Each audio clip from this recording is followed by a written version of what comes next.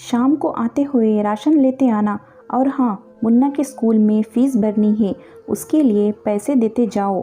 बीवी की इस मांग पर जेब उल्टी करके दिखाने के सिवा बड़े के पास कोई दूसरा उत्तर नहीं था।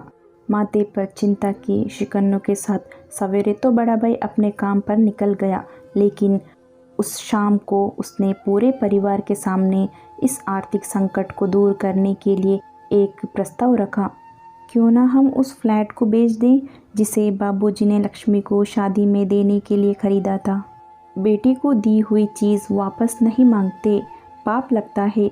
लक्ष्मी का जन्म होते ही घर खुशियों से भर गया था, तभी तुम्हारे बाप ने ये तय कर लिया था कि ये फ्लैट लक्ष्मी का है, जो उसे उसकी शादी में दे दिया जाएगा। माँ ने अपना विरोध जताते हुए कहा।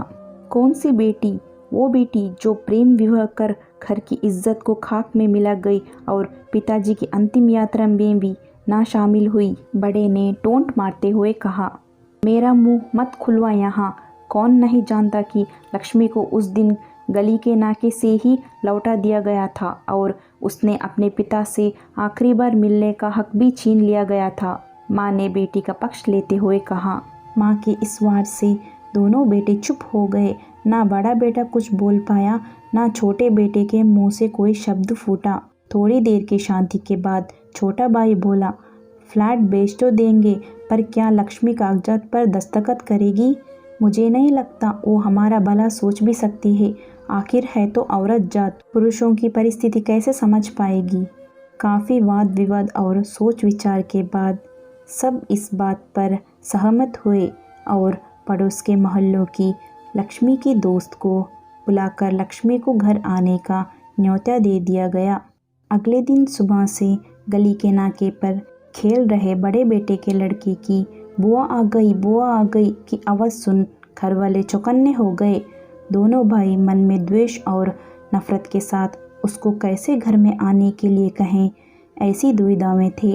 वो कहते हैं ना, ज़रूरत के वक्त गधे को भी बाप बनाना पड़ता है। उसी कहावत के हिसाब से दोनों भाई बहन से बात करने के लिए तैयार हुए। दरवाजे पर जब बेटी और दामाद ने पूरे 7 साल बाद कदम रखा तो माँ की आंखें भर आई और दोनों को बड़े प्यार से घर के अंदर लेकर आई। बेटी और दामाद भी माँ का इतना स्नेह देखकर बाविभोर हो गए। शाम को साथ में बेटे बेटी दोनों बेटों और दामाद के आगे हिचकिचाते हुए माँ ने ही फ्लैट का मुद्दा उठाया। लक्ष्मी को थोड़ा अंदेशा था कि लक्ष्मी उसी से ये सोच रही थी कि ऐसा क्या बात हो सकती है जो ये खड़ूस भाई उसे बाप का मुंह भी दिखाने के लिए खिलाफ थे, वो अचानक इतने कैसे पिघल गए। लेकिन अब उसको सारी बात समझ में आ गई थी। लक्ष्मी ने तिरछी नज़र से पति की तरफ देखा तो वो बोल पड़ा, देखिए माँ जी, शादी से पहले जो कुछ आपका था वो आपका ही रहेगा।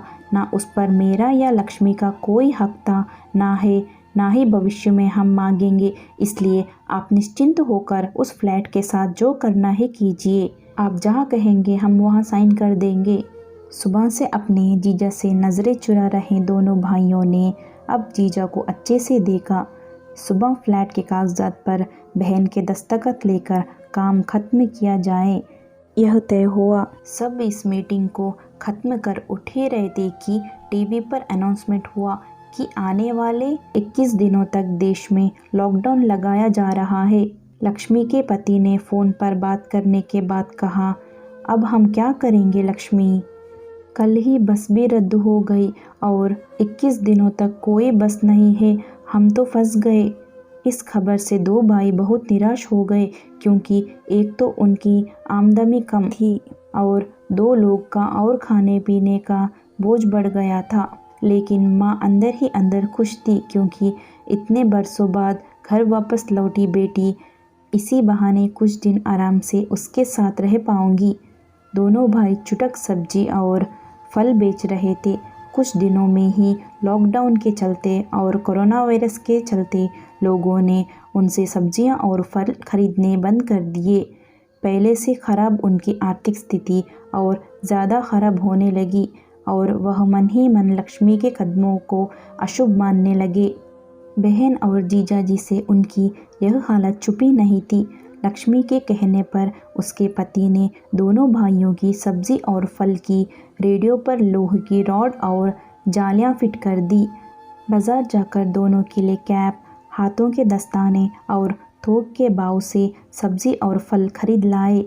दोनों की रेडियो अच्छे से तैयार कर फल और सब्जियां रखकर दोनों भाइयों को टोपी और दस्ताने देकर जीजा जी ने उनसे कहा, एक बार इस तरह से धंधा करके देखो, शायद आपका मुनाफा बढ़ जाए। थोड़ी आनाकानी करने के बाद दोनों भाइयों ने जीजा जी के समझाए अनुसार धंधा शुरू किया। 2-3 दिनों के बाद ही कोरोना से घबराए लोग अब ढकी हुए फल और सब्जियां और दस्ताने और सेफ्टी का ध्यान रखते बेचने वालों से ही फल और सब्जियां खरीदने लगे।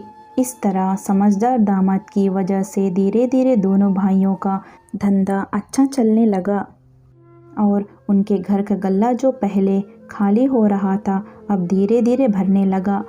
माँ जैसे अपने मरे हुए पति से मन ही मन संवाद साधने लगी। देखो जी, आपकी लक्ष्मी सच में लक्ष्मी है।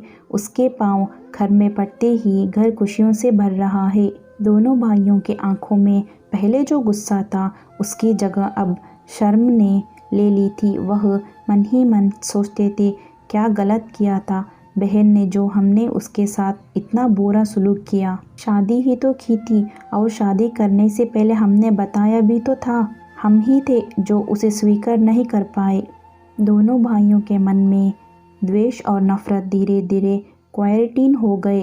21 दिन के बाद जब दीदी और जीजा जी फ्लैट के कागज़ पर साइन करने जाने लगे तब दोनों भाइयों ने उन्हें रोक लिया और उनकी माफ़ी मांगते हुए वो पेपर्स उन्हें देते हुए बोले, शादी के वक्त हमने आपको कोई तोहफा तो दूर की बात है आपका हक भी नहीं दिया, लेकिन अब इस फ्लैट को स्वीकार कर हमें प्रायश्चित करने का एक मौका दीजिए।